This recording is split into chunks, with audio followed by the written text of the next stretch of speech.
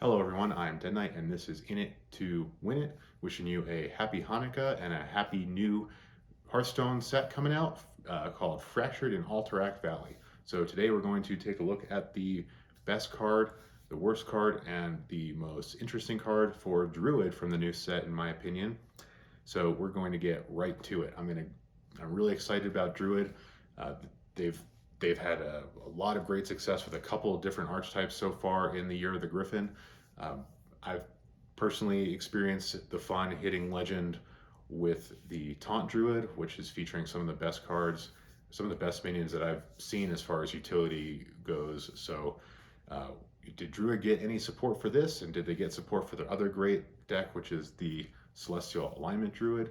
I would say they got a little bit, but not much. There's a couple different archetypes being pushed for Druid right now.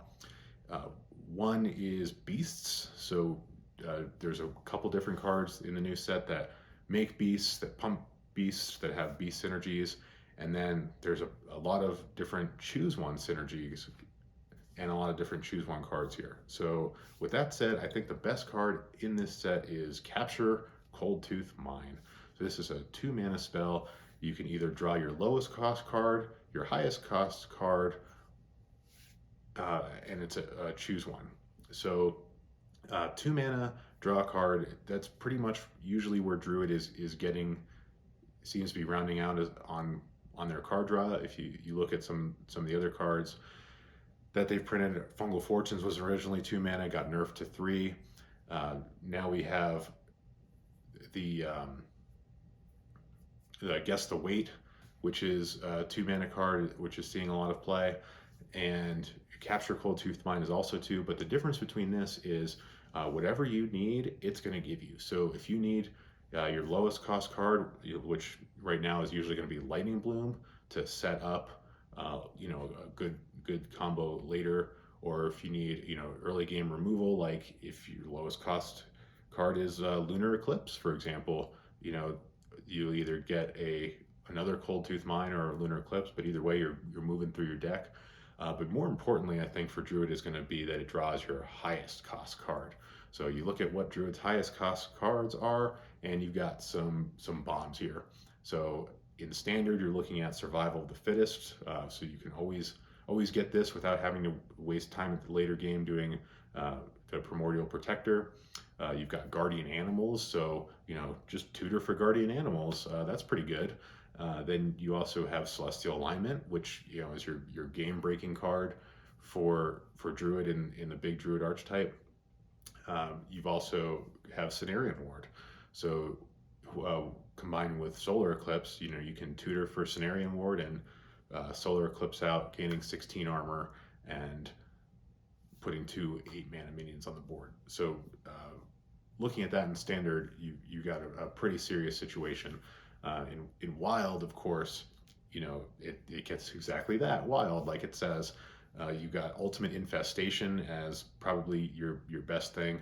Ultimate Infestation is usually when that comes out, it's usually the turn that the game ends in Wild, or the next turn. So you can tutor for this in Wild now, which is just insanity. So I think that this is the best card. It's really versatile. It helps whatever kind of Druid game plan you're running.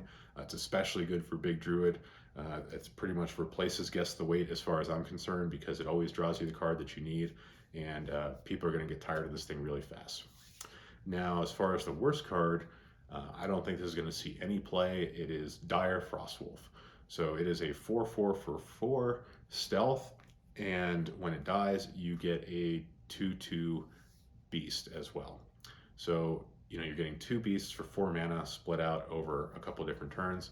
The stealth, it has its benefits because it can't be removed right away.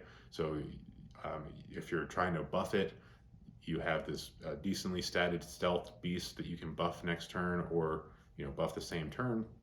But really, this card is just too slow. So playing a 4/4 stealth for 4 mana is, the stat line is not great there, and you don't get to do anything with it the first turn. So it requires some setup to buff it or do something with it while your opponent is bashing your face. You think about some other beast options you have at the 4 slot. The main one that comes to mind is Park Panther. So Park Panther is also a 4/4 for 4, except it has rush and it gives your hero 3 attack the turn it attacks. So, you know, you're much better off playing that beast. Kodo Mount is also going to give you a beast, and it's a 4/2 rush enchantment for 4 mana. So, you know, you're buffing one of your minions already, and you get a beast on the back end. So, you know, if you're looking for the beast play, there's way better 4 mana options in standard right now that are better than this. I just don't see this seeing really any play unless you're looking at some really niche buffing combos with this, which I suppose you could do, but you know, I'm not really seeing the benefit why you'd want to run this. I'd rather run, if I'm doing that, I'd rather run, you know, the good old Jungle Panther, the 4/2 stealth for 3 mana, because you can get it going a little bit faster. So I just don't see any place for this card. But that brings us to the most interesting card, which hands down has to be Wildheart Guff. This is a mechanics changing card, which is always going to find itself interesting. You know, if you look at what this does without the game changing mechanic, it is a hero for 5 mana, gain 5 armor, gain 1 mana crystal, draw 1 card. So let's just say that's all it did. Pretend it was a spell that did that. I mean, that spell is already pretty darn good.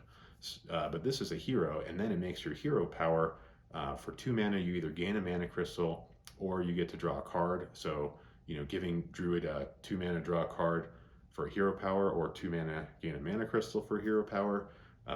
That's really good, you know, especially, you know, you play this guy on turn 5, and then, so even if you didn't get to ramp at all, you know, you get some armor, get a card, and you get that mana crystal, and you can start your late game plan next turn. But, you know, the game breaking part of this is it sets your maximum mana crystals to 20.